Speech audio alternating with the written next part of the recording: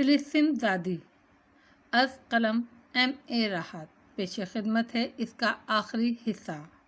ہمیں امید ہے آپ کو ہماری یہ کوشش پسند آئی ہوگی۔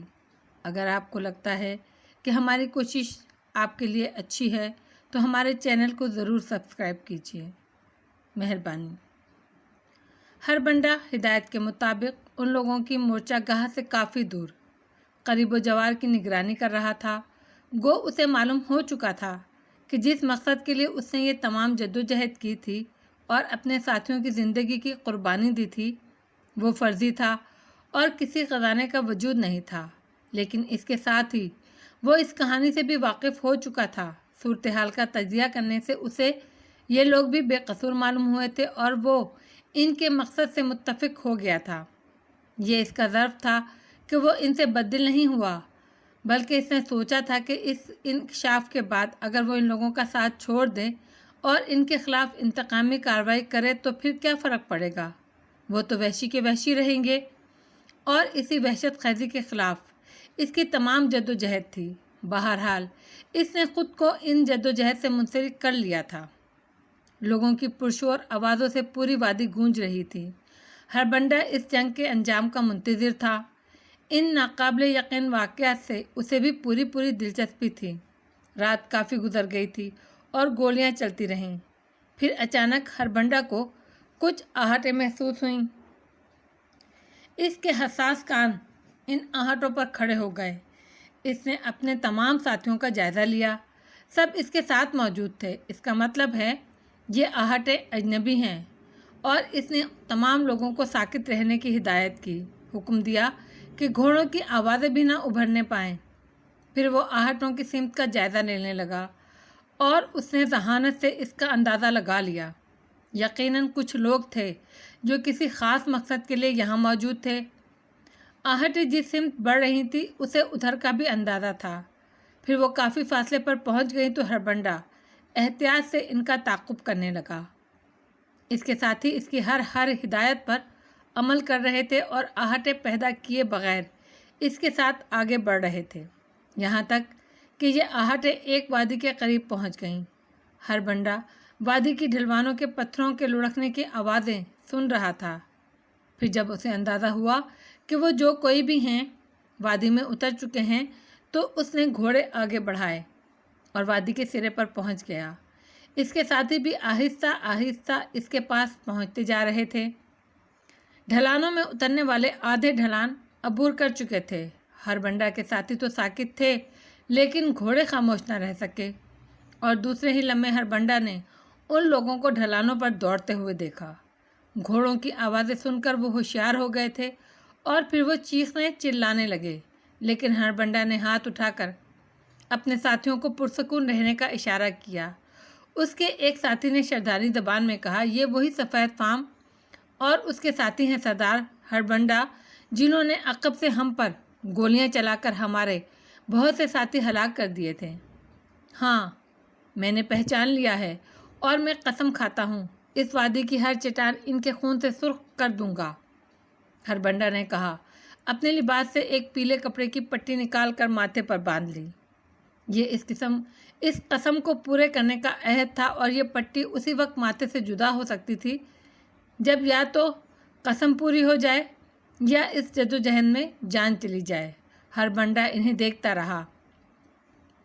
پھر اس نے خاص جنگی نعرہ لگایا اور شردھانیوں کے گھوڑے ڈھلانوں پر دوڑنے لگے۔ چٹانوں کے عقب سے گولیاں ابل پڑیں، لیکن ہربنڈا نے ایک خاص طریقہ جنگ اختیار کیا اور اپنے ساتھیوں کو ہدایات دیں۔ شردھانی گھوڑے پوری وادی میں دوڑانے لگے اور ساتھ ساتھ چٹانوں میں گولیاں بھی برساتے جا رہے تھے۔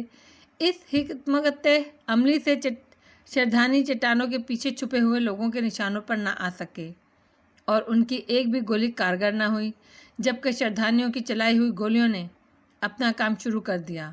وقفے سے کسی نہ کسی چٹان کے عقب سے کوئی چیخ ابھر آتی تھی۔ شردھانیوں کی یہ حکمت عملی نہایت شاندار رہی اور وہ ایک ایک کر کے گارسان کے ساتھیوں کو ہلاک کرتے رہے۔ گو اس میں کافی وقت لگ گیا، لیکن آخرکار دوسری طرف خاموشی چھا گئی۔ اب کسی چٹان کے عقب میں کوئی زندہ انسان موجود نہیں تھا۔ ہر بندہ صورتحال کا بغور جائزہ لے رہا تھا۔ بلا آخر اس نے ہاتھ اٹھایا اور گھوڑے رک گئے۔ پھر ہر بندہ کی ہدایت پر چٹانوں کے عقب سے لاشیں نکالی جانے لگیں۔ تمام چاردھانی اس کام میں مصروف ہو گئے، یہاں تک کہ ایک ایک چٹان تلاش کر لی گئی۔ ہر بندہ غور سے ان لاشوں کو دیکھ رہا تھا۔ پھر اس نے سرد لہجے میں کہا، 2 افراد کم ہیں جن میں ایک گارسان ہے۔ پھر اس کی نظریں چاروں طرف کا جائزہ لینے لگیں اور اس کے بعد اس کا گھوڑا سیاہ پہاڑوں کے دامن کی طرف بڑھنے لگا۔ اس کے ساتھی بدستور اس کے عقب میں آ رہے تھے۔ ہر بندہ ایک درے میں داخل ہو گیا جس میں بے شمار غار نظر آ رہے تھے، یہاں تک کہ وہ اس آخری غار کے سامنے پہنچ گیا، جس کے بعد پہاڑ اس درے کا راستہ روک دیتا تھا۔ وہ چند لمحات سوچتا رہا، پھر گھوڑے سے اتر گیا۔ اس نے صرف 2 آدمی اپنے ساتھ لیے، باقیوں کو اس نے وہیں رکنے کی ہدایت کر دی تھی، اور پھر وہ غار کی سرنگوں میں سفر کرنے لگا۔ کئی موڑ مڑنے کے بعد اسے ایک عجیب سی روشنی نظر آئی اور اس نے اپنے ساتھیوں کو محتاط رہنے کا اشارہ کیا اور پھر بے آواز چلتا ہوا اس روشنی کی طرف بڑھنے لگا۔ اس غار کے دہانے کے پاس پہنچ گیا جس کے اندر سے روشنی جھانک رہی تھی۔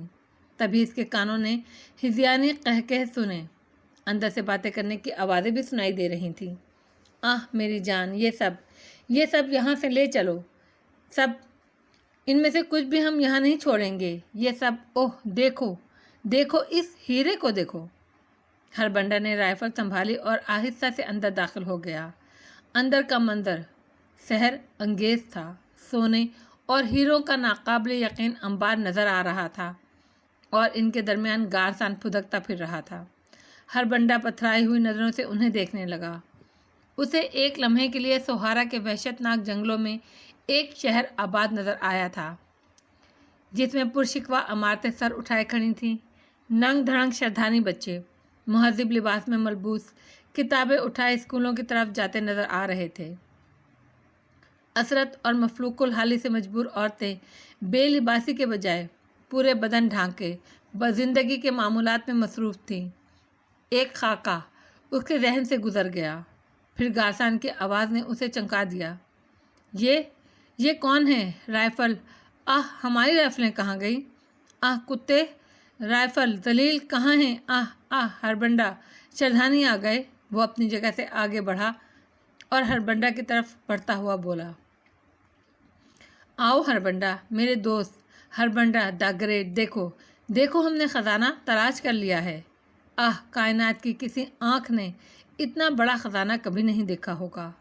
آؤ اسے سمیٹ لیں، مل جل کر سمیٹ لیں۔ آؤ میرے ساتھ شریک ہو جاؤ میرے دوست، آؤ عظیم دوست، دیکھو ذرا اس خزانے کا جائزہ تو لو۔ ہر بندہ کا ہاتھ رائفل کی ٹائگر پر دبا اور گولی نے گارسان کا ایک گھٹنا توڑ دیا۔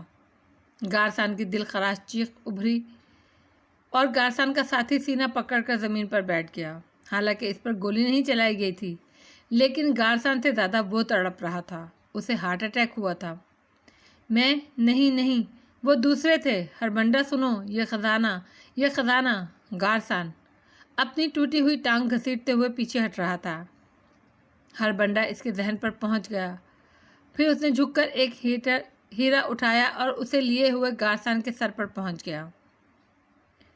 دیکھو سنو، میرا موقف سن لو، میں اس خزانے میں سے۔ اس کا منہ تکلیف سے کھل گیا۔ ہر بندہ نے اس کی ٹوٹی ہوئی ٹانگ پر پاؤں رکھ دیا تھا۔ جو ہی اس کا حلق کھلا، ہر بندہ نے ہاتھ میں پکڑا ہوا ہیرا اس کے کھلے ہوئے حلق میں ٹھونس دیا۔ گارسان کے حلق سے گھوٹی گھوٹی آوازیں نکلنے لگیں۔ ہر بندہ نے رائفل کی نال ہیرے پر رکھ کر اسے زور سے دبا دیا۔ گارسان کی آنکھیں ابل پڑیں اور پھر اس کے ہاتھ پاؤں پھیل گئے۔ اس کے چہرے پر ایک دم پیلاہٹ آنا شروع ہو گئی۔ ہر بندہ اپنی جگہ ساکت اسے دیکھتا رہا، پھر گارسان کے ساتھی کی طرف متوجہ ہوا، لیکن وہ ایک آسان موت حاصل کر چکا تھا۔ دل کے دورے نے اس کا کام تمام کر دیا تھا۔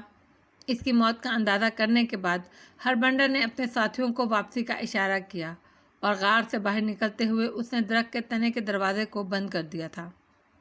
وہ خاموشی سے باہر نکلا اور پھر اپنے گھوڑے پر سوار ہو گیا۔ اپنے ساتھیوں سے اس نے کہا، ابھی تم اس خزانے کے بارے میں کسی کو نہیں بتاؤ گے۔ جس وقت وہ وادی کی ڈھلان عبور کر کے اوپر پہنچے، صبح کا اجالا پھیل چکا تھا۔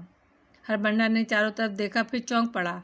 श्रद्धालुओं का एक गिरोह घोड़ों पर सवार दूर एक दर्रे में सफ़र करता नजर आ रहा था। ये वो लोग थे जो कर्नल वगैरह के साथ मोर्चों में जंग कर रहे थे। हरबंडा के चेहरे पर तशवीश के आसार फैल गए। इसने राइफल की नाल आसमान की तरफ बुलंद करके कई फायर किए और उन लोगों को अपनी तरफ मुतवज्जा कर लिया। फिर उसे अपने साथियों को साथ आने का इशारा करके घोड़े को ईड़ लगा दी। श्रद्धालुओं का गिरोह भी उसी तरफ दौड़ पड़ा था। उसने नारे लगाने शुरू कर दिए। आन की आन में वो हरबंडा के करीब पहुंच गए।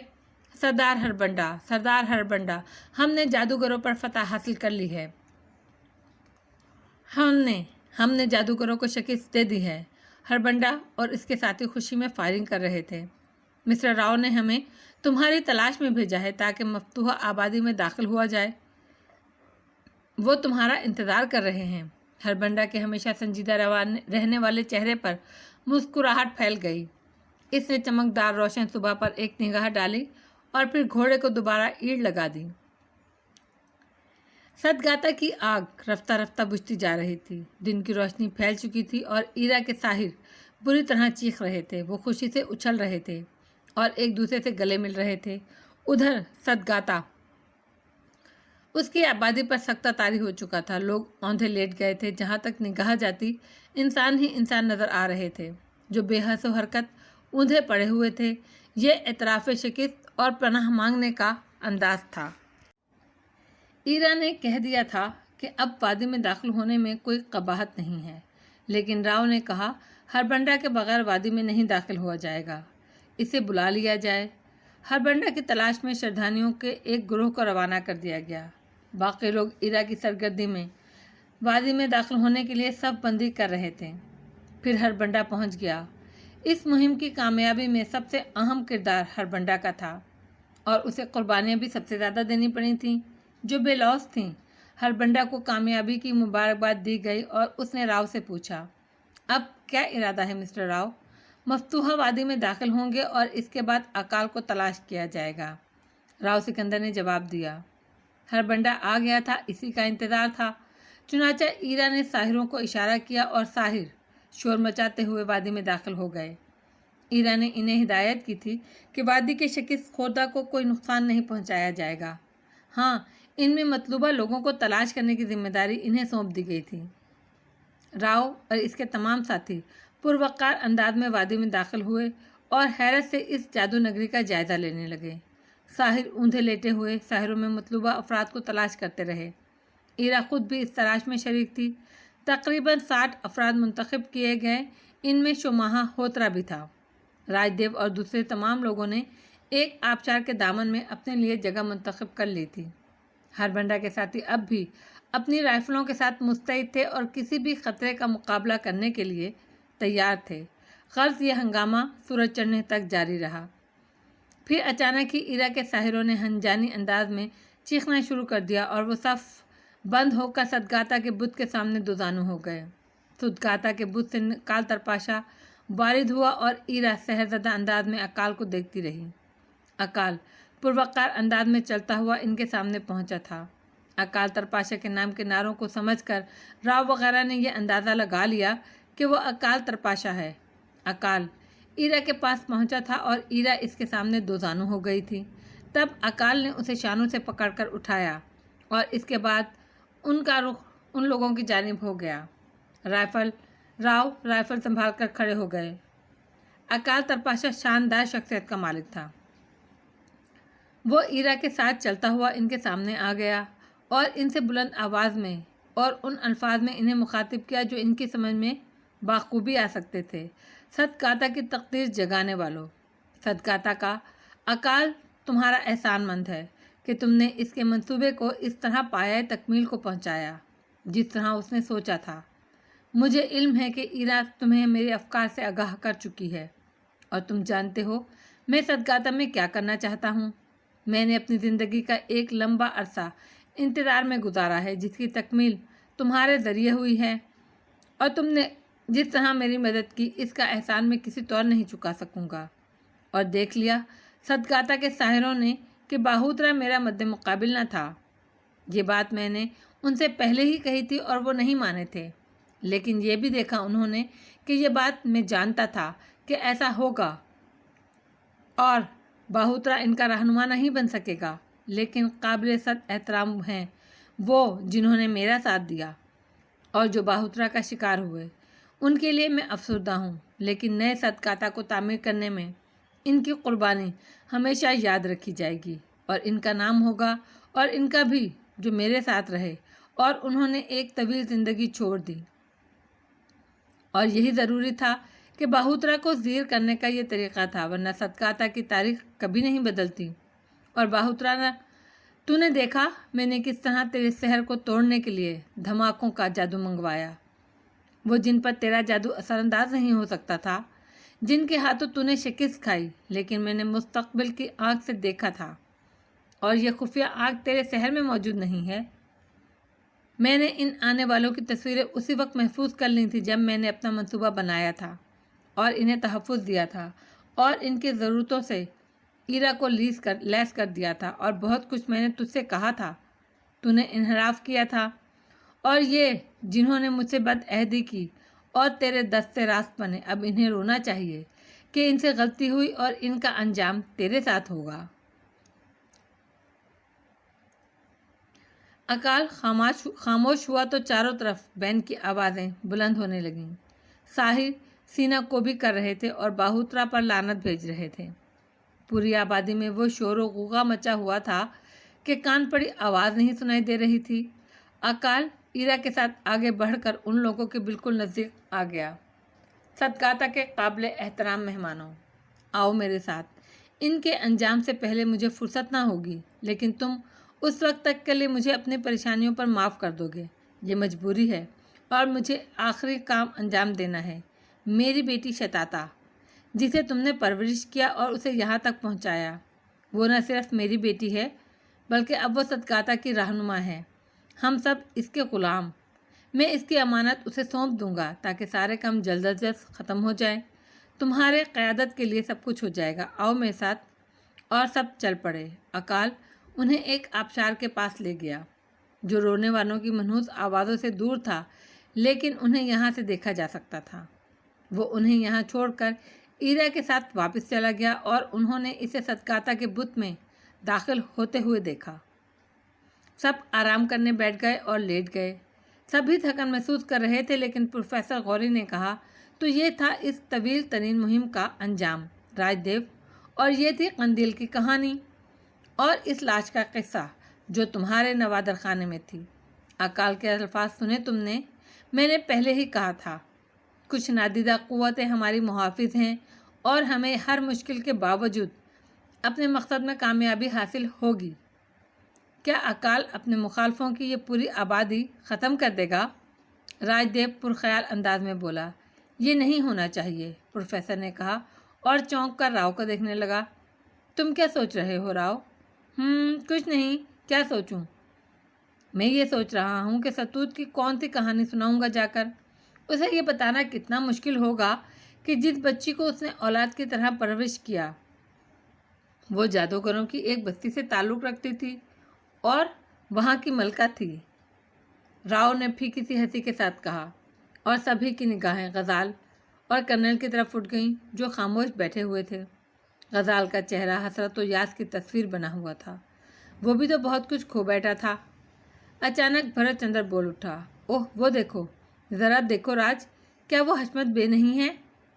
وہ سب بھرت چندر کے اشارے کی سمت دیکھنے لگے۔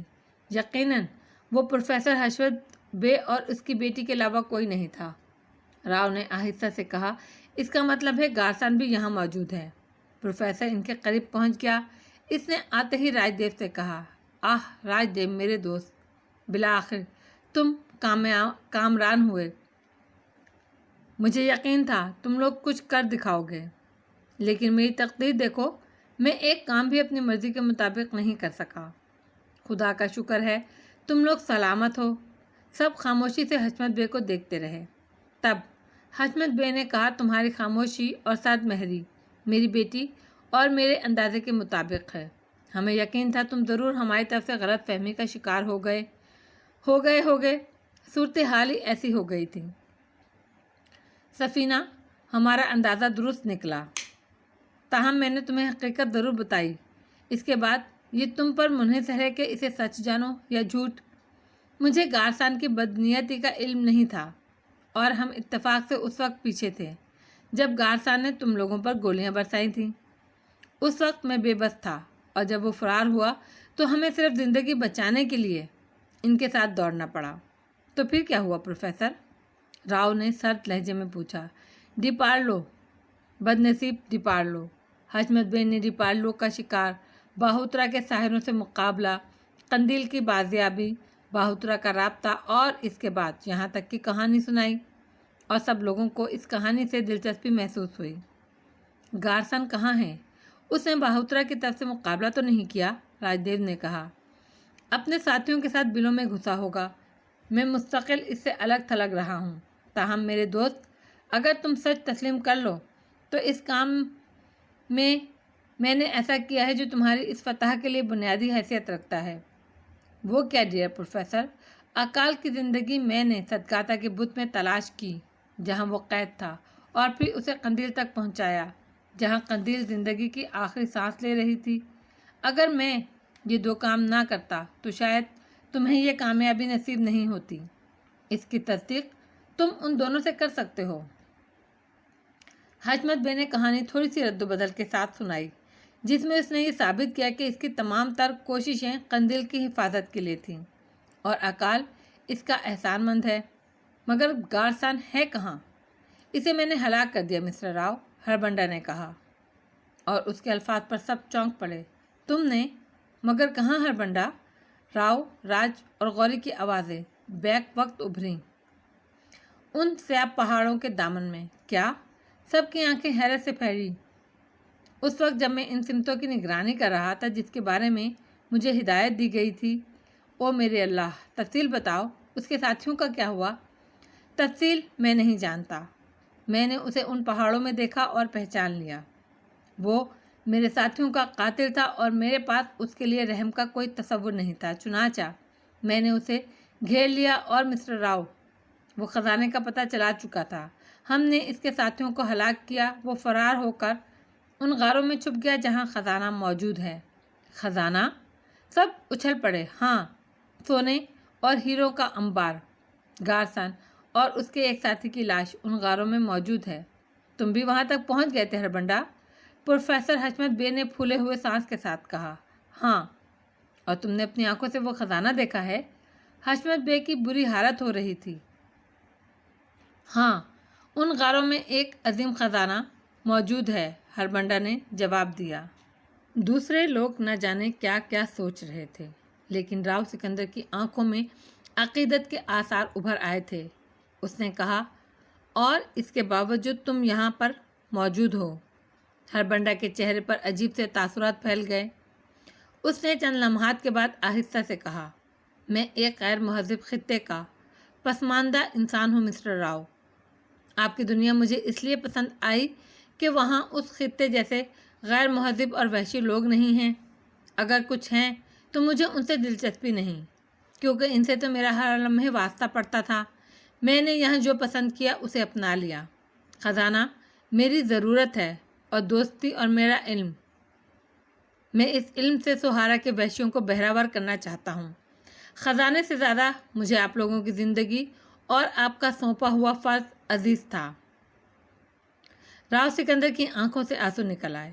اس نے بھرائی ہوئی آواز میں کہا، اگر زندگی ہمیں واپس لے گئی تو ہربنڈا، تم اپنی زندگی میں اپنی دنیا میں ضرور جاؤ گے، اور وہاں سے تمہاری آبادیوں میں واپس آ کر تم سے درخواست کروں گا کہ مجھے اپنی دنیا میں جگہ دے دو، اس دنیا میں جہاں تم جیسے انسان موجود ہیں۔ ہر شخص ہربنڈا سے متاثر ہو گیا تھا۔ حشمت بے کی حالت خراب تھی، وہ عجیب سی نظروں سے ہربنڈا کو دیکھ رہا تھا۔ اکال کے ساحر ان کے کھانے پینے کی اشیاء لے آئے تھے جن کی ضرورت محسوس کی جا رہی تھی، چنانچہ ان کے استعمال میں تکلف نہیں برتا گیا۔ دوسری طرف وہی رنگ ڈھنگ تھے، وادی کی آبادی رونے پیٹنے میں مصروف تھی۔ باہوترا اور منتخب شدہ ساحر الگ بیٹھے ہوئے تھے۔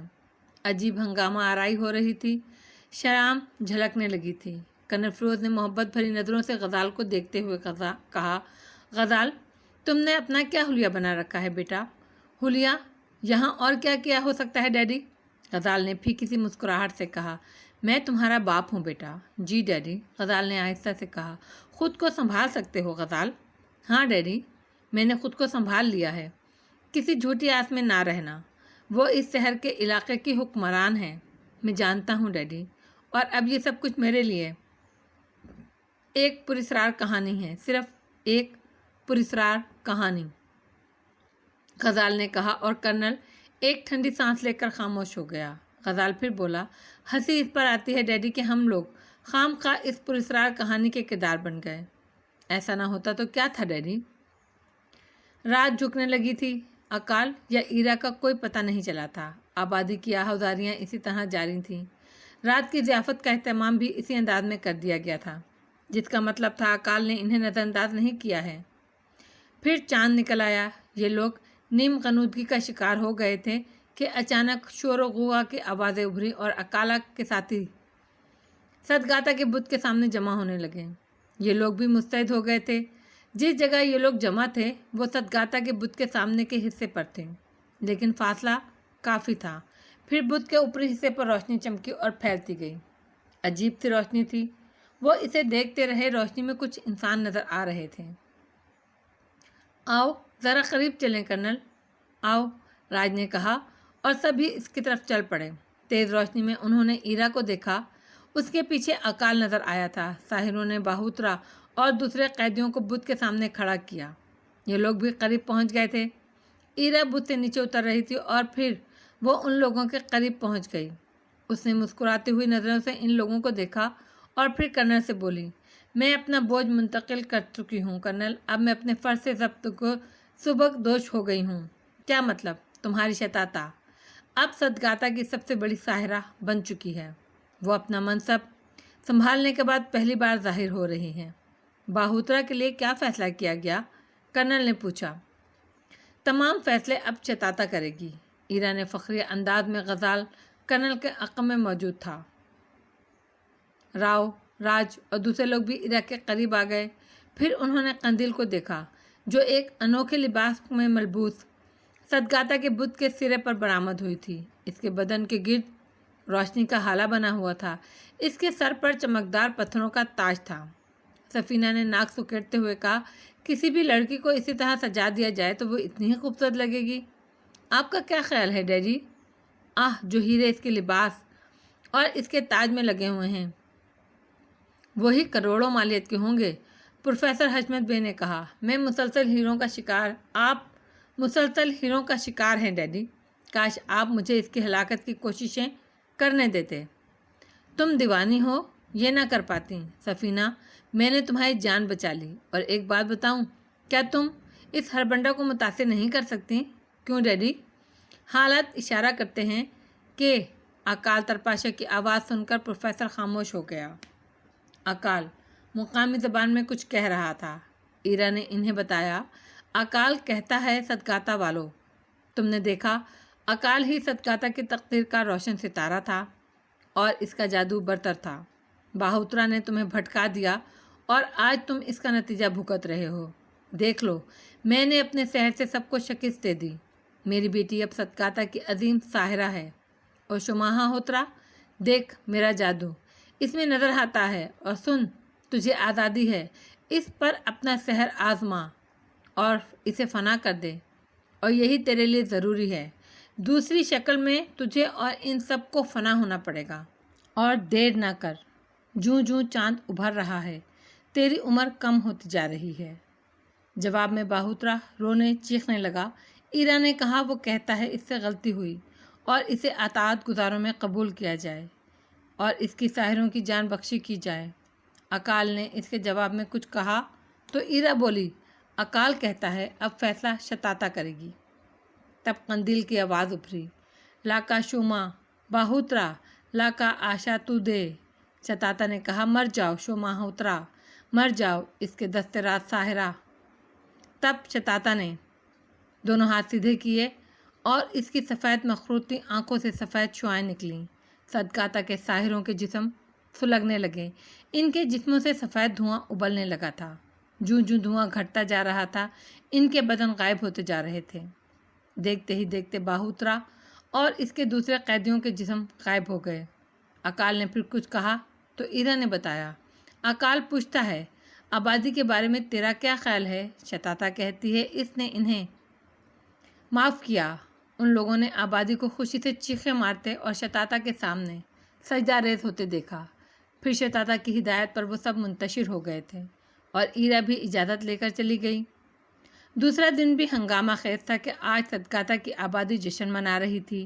ان لوگوں کو خاص اعزاز دیا گیا اور انہیں اگلو نما غاروں میں منتقل کر دیا گیا جہاں ان کی خوب خاطر و مدارات کی گئی۔ اکال اور ایرا کئی بار ان سے مل چکے تھے۔ تیسرے دن اکال نے ان سے کہا، مہذب دنیا کے باسیوں، تم لوگ صدقاتا کے نجات دہندہ ہو اور صدقاتا کی تاریخ میں تمہیں ہمیشہ یاد رکھا جائے گا۔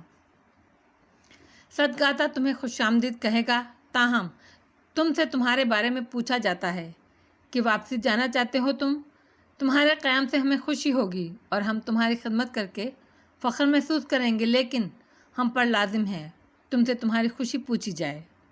ہم واپس جانا چاہتے ہیں اکال، واپسی کے راستے ہمارے لیے آسان ہو سکتے ہیں۔ راج دیو نے کہا، ہاں صدقاتا کے ساحرہ تمہیں یہ سہولت دے گی تو ہم واپس جانا چاہتے ہیں۔ میں کچھ اور کہنا چاہتا ہوں اکال، راؤ سکندر نے کہا۔ ضرور کہو۔ کالے پہاڑوں کے غاروں میں چمکدار پتھروں اور سنہری دھات کے انبار ہیں، کیا ہم ان میں سے کچھ لے سکتے ہیں؟ ان انبار کو سمیٹ لو، ہم تمہیں بار برداری کے لیے گھوڑے دے دیں گے، جتنا کچھ لے جا سکتے ہو لے جاؤ، ہمیں خوشی ہوگی۔ کل کے سورج کی روشنی میں ہم واپس جانا چاہتے ہیں۔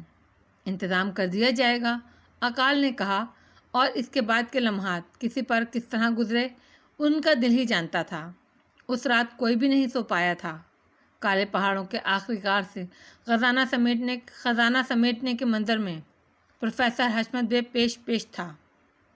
اس پر دیوانگی طاری تھی اور ہربنڈا اور اس کے ساتھی مصروف تھے۔ پروفیسر غوری نے ایک ہیرا سب کی نظریں بچا کر اپنے اندرونی لباس میں پوشیدہ کر لیا تھا، لیکن راؤ اور راج کے لیے سب سے زیادہ عبرتناک چیز گارسان اور اس کے ساتھی کی پرتغفن لاش تھی، جو کھلی بے نور آنکھوں سے ان لوگوں کی کامیابی دیکھ رہے تھے۔ ان دونوں نے کسی بھی شے کو ہاتھ نہیں لگایا تھا۔ ہربنڈا نے اب کوئی تکلف نہیں کیا تھا، جتنا ممکن ہو سکتا تھا خزانہ بھر لیا تھا۔ تب وہ واپسی کے لیے تیار ہو گئے۔ جس وقت ان کے لدے پدے گھوڑے صدقاتا کی سرحدوں پر پہنچے تو ایرا اور اکال کے ساتھ قندیل بھی ایک گھوڑے پر سوار تھی۔ اس کی شان اور تمکنت قابل دید تھی۔ اس کی آنکھیں روشن اور چمکدار تھیں اور ان میں پتلیاں نہیں تھیں۔ اس نے انہیں الوداع کہتے ہوئے کہا، میرے باپ کے مقصد کو پورا کرنے والوں، تمہارا شکریہ۔ صدقاتا کے حکمران تمہیں الوداع کہتی ہے، جاؤ، اپنی دنیا کی خوشیوں میں گم ہو جاؤ، واپسی کے راستے تمہارے لیے آسان ہوں گے۔ غزال اپنا گھوڑا قندیل کے سامنے لے آیا اور اس نے آہستہ سے کہا، خدا حافظ قندیل۔ قندیل نے شان بے نیازی سے اسے دیکھا اور بولی، شتاتا تم سب کی شکر گزار ہے۔ آؤ غزال، کرنل نے اپنا گھوڑا قریب لاتے ہوئے کہا، اور اس کے بعد ان کے گھوڑوں کا رخ بدل گیا۔ کامیاب و کامران لوگ خوشیوں کے خزانے لیے ہوئے واپس چل پڑے اور صدقاتا کی آبادی سے اتنی دور نکل آئے کہ ان کا نشان بھی نہیں رہا۔ قیام کی پہلی رات ایک پہاڑی میدان میں تھی جہاں پڑاؤ ڈال دیا گیا اور وہ لوگ اپنی ضرورتوں میں مصروف ہو گئے۔ رات کو سب یکجا ہو گئے تھے۔ پروفیسر حشمت بے نے کہا، مسٹر راؤ، اگر خزانے کی تقسیم کا مسئلہ حل ہو جاتا تو سب مطمئن ہو جاتے۔ ہاں، کوئی حرج نہیں ہے پروفیسر، جتنے افراد یہاں موجود ہیں ان سب میں یہ خزانہ برابر تقسیم کر لیا جائے، بلا کمی و بیشی کے۔ اوہ، لیکن اس طرح تو سارا خزانہ ہربنڈا کے قبضے میں چلا جائے گا۔ دوسری صورت میں سارا خزانہ صرف ہربنڈا کا ہوگا، راؤ سکندر نے سخت لہجے میں کہا۔ میرا مطلب ہے آپ کا فیصلہ بالکل درست ہے، پروفیسر حشمت بے نے جلدی سے کہا، اور اس کے علاوہ کسی اور نے کوئی اعتراض نہیں کیا۔ جنگل کی یہ رات اسی کام میں گزار دی گئی تو سراتو نے کہا، شر، میرے لیے یہ مشکل ہوگا کہ میں اس خزانے کو شیل کر کے اس کو کیچ کراؤں۔ بٹ شر، اس کا رقم تو بہت زیادہ ہوگا۔ ہم تمہاری مدد کریں گے سراتو، فکر مت کرو، راؤ نے کہا، اور پھر سب سے پہلے راؤ نے اعلان کیا کہ وہ اپنے حصے کا خزانہ ہربنڈا کو اپنی قوم کی تعمیر کے لیے دیتا ہے۔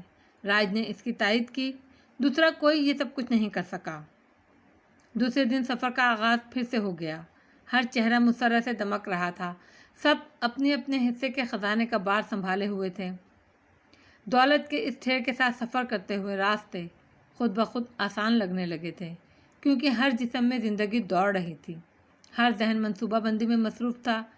اس عالم میں سفر کی صحبتیں بے اثر ہو گئی تھیں۔ دوسری رات کے قیام میں سفینہ آہستہ آہستہ کھسکتی ہوئی غزال کے پاس پہنچ گئی۔ غزال، میں تم سے کچھ کہنا چاہتی ہوں۔ کیا سفینہ؟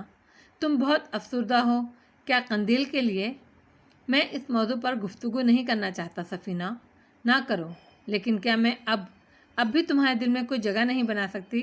غزال، میں تمہارے ہر غم کا مداوا بن جاؤں گی۔ مجھے تمہارے علاوہ کسی شے سے دلچسپی نہیں ہے۔ مجھے معاف کر دو سفینہ، میری بقیہ زندگی خوشی کے ہر احساس سے دور ہو گئی ہے۔ میں اب زندگی بھر تنہا رہوں گا سفینہ، میں کسی کو کچھ نہیں دے سکتا۔ خود کو مجھے سونپ دو غزال، میں تمہارا ہر احساس واپس لے آؤں گی۔ نہیں سفینہ، یہ ممکن نہیں ہے۔ مجھ پر غور کرو غزال، میں تمہیں اتنا ہی چاہتی ہوں جتنا تم قندیل کو، سفینہ نے سسکی لے کر کہا۔ غزال نے آنکھیں بند کر لیں۔ دوسرے دن پھر سفر جاری رہا۔ قیام کی ہر رات سفینہ غزال کے نزدیک گزارتی رہی، لیکن اس پتھر میں شگاف نہیں پڑا، یہاں تک کہ ہربنڈا کا علاقہ آ گیا۔ حشمت بے نے دبی زبان سے اظہار کیا کہ ہربنڈا کی بستی میں نہ داخل ہوا جائے، ممکن ہے اس کی نیت بدل جائے، لیکن راؤ نے اس کا خیال نفرت سے رد کر دیا تھا۔ ہربنڈا کی بستی میں داخل ہو کر راؤ وغیرہ اس کے لیے پلاننگ کرتے رہے۔ کئی دن کے قیام کے بعد ہربنڈا نے انہیں اپنی دنیا میں واپس جانے کی اجازت دی اور خود اپنے کافی ساتھیوں کے ساتھ انہیں گوانڈا کے ساحل تک چھوڑنے چل پڑا تھا۔ آسمان پر پورا چاند جگمگانے لگا اور صدگاتا کی آبادی میں خوشی کے نعرے گونجنے رہے۔ پورے چاند کا انتظار کیا جا رہا تھا۔ اس آخری رسم کے بعد صدگاتا کی ساحرہ اپنے دور کی حکمرانی کا آغاز کرنے والی تھی اور اس رات اس کے سحر کی پختگی ہونے والی تھی۔ شتاتا کو صدگاتا کے بت کے سامنے لے آیا گیا اور اس کے سامنے قربانیاں دی جانے لگیں، یہاں تک کہ چاند کی روشنی مکمل ہو گئی۔ بوڑھے ساحروں نے آخری رسم ادا کرنے کے لیے ساحرہ کو بت کے قدموں میں پہنچا دیا اور پھر رسم کا آغاز ہو گیا۔ عظیم شتاتا، صدگاتا کے بت کے قدموں کو بوسہ دو اور اپنی زبان سے اس کی عظمت کا اعتراف کرتے ہوئے کہو، اے عظیم صدگاتا، تو اس کائنات کا مالک ہے، تو ہمارا معبود ہے اور ہم تیری عظمتوں کے سائے میں عمر بسر کرتے ہیں، ہمیں قبول کر اور برکتوں سے نواز۔ شتاتا صدگاتا کے سامنے سجدہ ریز ہو کر اس کے قدموں کو بوسہ دے کر برکتوں کا آغاز کرو۔ شتاتا بت کے سامنے آ گئی۔ اس نے صدگاتا کے اس بلند و بالا بت کو دیکھا اور اچانک ہی اس کی حالت بگڑنے لگی۔ ایک دم ہی اس کے چہرے پر وحشت بیدار ہو گئی۔ اس نے لرزتی ہوئی آواز میں کہا، میں اس پتھریلی چٹان کو بوسہ دوں، اسے اپنا معبود مانوں؟ ہاں میری بچی، یہ ہمارا مالک ہے، یہ ہمارا آقا ہے، اکال نے کہا۔ نہیں میرے باپ، صدگاتا کے ساحر وزنی پتھروں کے اوزار لے کر اگر اس چٹان کو توڑنا چاہیں تو یہ ریزہ ریزہ ہو جائے گی۔ یہ بے بس چٹان ہمارا معبود کیسے ہو سکتی ہے؟ شتاتا نے کہا اور اکال کا چہرہ خوف زدہ ہو گیا۔ یہ تو کیا کہہ رہی ہے شتاتا؟ سچ کہہ رہی ہوں میرے باپ، میرا مالک آسمانوں میں ہے، زمین اور کائنات کے ہر گوشے میں پوشیدہ ہے۔ وہ سورج کی چمک، چاند کی روشنی، ہواؤں کی خنکی میں ہے، وہ ہر جگہ ہے میرے باپ، اور میں صرف اس کی وحدانیت مانتی ہوں۔ یہ پتھر میرا خدا نہیں ہے، یہ کسی کا بھی خدا نہیں ہے۔ شتاتا کیا کہہ رہی ہے صدگاتا؟ تیرا سحر سلب کر لے گا، یہ اپنا سحر مجھ سے واپس لے لے۔ میرے باپ، میں تیری شتاتا نہیں ہوں، میں قندیل ہوں، تیرے اس سحر کا بوجھ نہیں سنبھال سکوں گی میں، یہ میری دنیا نہیں ہے، میں مسلمان ہوں میرے باپ، میرے دین نے مجھے جو سحر بخشا ہے وہ میری آخری سانس تک میرا ساتھی ہے۔ میں نے اس خدا کو سجدہ کیا، اس کی وحدت اور عظمت کا اعتراف کیا جو میرے وجود میں ہے۔ میں اس ترشی ہوئی چٹان کو سجدہ نہیں کروں گی جو اپنی مرضی سے متحرک بھی نہیں ہو سکتی۔ یہ کفر ہے، یہ تباہی ہے اکال۔ شتاتا یہ کہہ کر اپنی عظمتیں ختم کر دی۔ اب بربادیاں ہمارا مقدر ہیں، اے صدقاتا کے سامنے سے اسے ہٹایا جائے۔ ساحر چیخے اور اکال نے جلدی سے شتاتا کو وہاں سے ہٹا دیا۔ تو میری عمر بھر کی ریاست کو، محنت کو ملیا میٹ کر رہی ہے شتاتا، یہ تجھے کیا ہو گیا میری بچی؟ اب تک تو نے وہ کیا جو ہم نے چاہا۔ اکال بولا، ہاں میرے باپ، تیرا ہر حکم مجھ پر فرض تھا، لیکن جہاں نے مجھے لایا وہاں تیری سرحدیں ختم ہو جاتی ہیں۔ تو میری زندگی کا ساتھی ہے، لیکن جس کے سامنے میں سجدہ ریز ہوتی ہوں وہ میری زندگی کے بعد کا رکھوالا ہے۔ تیری یہ دنیا میرے لیے نہیں ہے۔ غزال کہاں ہے؟ ماں کہاں ہے؟ ابو کہاں ہیں؟ دیکھ میرے باپ، میری زبان سے جو کچھ ادا ہو رہا ہے اسے سن۔ قندیل نے بآواز بلند کلمہ پڑھا اور اس کی روشن آنکھیں بجھ گئیں، ان کی اصلیت واپس آ گئی۔ تب ساحر چیخے، یہ کیا ہوا اکال؟ یہ کیا ہوا؟ میرا علم یہاں مات کھا گیا ایرا، یہ میں نے نہ سوچا تھا۔ میرا یہ منصوبہ کامیاب رہا، میں نے جو سوچا اسی طور پر ہوا، لیکن میں یہ بھول گیا کہ اس نے جن لوگوں کے درمیان پرورش پائی ان کا دین بھی یہ قبول کرے گی۔ کاش میں یہ سوچ لیتا۔ اب کیا ہوگا اکال، کیا کرو گے؟ میں صدقاتا کا باپ ہوں، اپنی بیٹی کی محبت میں اپنی سلطنت کو تباہ نہیں کر سکتا۔ وہ جو میرے لیے سو گئے، وہ جو میرے شہر کے سائے میں ہیں، میرے اپنے ہیں ایرا، اسے یہاں رکھنا اب ممکن نہیں ہوگا۔ اب یہ جو کچھ ہے اسے یہاں سے نکال دو ایرا، اسے صدقاتا سے دور کر دو، اسے فنا کر دو، اسے فنا کرنا ضروری ہے۔ میری بچی اکال، وہ میری اولاد ہے، وہ صدقاتا کی موت ہے ایرا، اس سے ہمدردی نہ کرو۔ بس اکال، وہ جو کچھ بھی ہے میں اس کی ماں ہوں، تم میری بیوی ہو ایرا، اسے فنا کرنا ضروری ہے۔ اب اس پر رحم کرنا سب کچھ کھو دینے کے مترادف ہے۔ تم نے مجھ سے شادی کرتے ہوئے کہا تھا اکال کہ میری بیٹی ایک دن صدقاتا کی مالک بنے گی۔ میرا یہ تعلق اسی عہد کے تحت تم سے تھا، مگر وہ صدقاتا کے لیے نہیں رہی تو اسے وہاں پہنچا دو جہاں وہ پروان چڑھی ہے۔ میں اس بات پر خوش ہو لیا کروں گی کہ وہ زندہ ہے۔ خوش ہے، ایرا نے روتے ہوئے کہا، اور اکال سر جھکا کر کچھ سوچنے لگا۔ پھر اس نے دکھ بھری لہجے میں کہا، غلطی مجھ سے ہوئی تھی ایرا، غلطی مجھ سے ہو گئی تھی۔ ٹھیک ہے، ایسا کر لو، ایسا ہی کرو۔ اکال کی آنکھ سے آنسو بہہ رہے تھے۔ سوہارا کا حد سے زیادہ تیز و تند دریا روانی سے بہہ رہا تھا، اور اب سوہارا کی سرحد بالکل سامنے تھی، جہاں سے ہربنڈا نے واپسی کی اجازت طلب کر لی تھی، اور یہ لوگ اسے رخصت کر کے اس کے بارے میں گفتگو کر ہی رہے تھے کہ دریا کے کنارے ایک پتھر پر بیٹھا غزال سوچوں میں گم تھا، اور سفینہ اس سے کچھ فاصلے پر بیٹھی اسے آنسو بھری نظروں سے دیکھ رہی تھی۔ پھر اس نے اٹھتے ہوئے کہا، آخری بار غزال، آخری بار، کل ہم اپنی دنیا میں ہوں گے، دور ہو جائیں گے ایک دوسرے سے۔ اس نے تمہیں کھو دیا ہے، تم مجھے کھو رہے ہو۔ غزال، مجھے مان لو، مانو مجھے۔ وہ رک گئی اور اس طرف دیکھنے لگی جدھر سب دیکھ رہے تھے۔ بہت سے گھوڑے اسی سمت آ رہے تھے۔ شاید ہربنڈا ہے، پروفیسر غوری نے کہا۔ شاید کچھ کہنا چاہتا ہے، راؤ بولا، لیکن آنے والے قریب آئے تو سب ششندر رہ گئے۔ ایرا دور سے پہچان لی گئی تھی۔ اس کے ساتھ بہت سے گھوڑے تھے جن میں سے ایک پر قندیل بھی موجود تھی۔ تم اپنی ایک چیز وہاں بھول آئے تھے کرنل فیروز، قندیل۔ یہ اب ہماری نہیں، تمہاری ہے۔ تم نے اسے اپنا شہر دے کر سارے شہر سلب کر لیے۔ یہ صدقاتا کی صحرا نہیں، تمہارے گھر کا چراغ ہے۔ اسے تم نے اپنا مذہب دے دیا راؤ سکندر، مگر قصوروار تم نہیں، تم میں سے کوئی بھی نہیں ہے۔ اس چراغ کو روشن رکھنا کرنل۔ یہ میری اولاد ہے، مگر اب یہ تمہاری ہے۔ ایرا کے آنسو ٹپک پڑے۔ سب پتھرائے ہوئے کھڑے تھے، دلوں میں جیسے سناٹا اتر گیا تھا۔ بمشکل تمام راج دیو نے کہا، کیا ہوا ایرا، کیا ہو گیا؟ ایرا نے مختصر الفاظ میں انہیں تفصیل بتائی، اور پھر گھوڑے کو واپس موڑتے ہوئے بولی، میرے دل میں جب بھی اس کا پیار ابھرا کرنل، میں اس سے ملنے آؤں گی۔ اب چلتی ہوں۔ ایرا نے گھوڑے کو ایڑ لگا دی۔ وہ اسے جاتے ہوئے دیکھتے رہے اور پھر کرنل نے قندیل کا سر ڈھکتے ہوئے کہا، خدا کا احسان ہے، اس نے میرا گھر روشن کر دیا۔ اور سفینہ جلتی ہوئی نگاہوں سے یہ سب کچھ دیکھ رہی تھی۔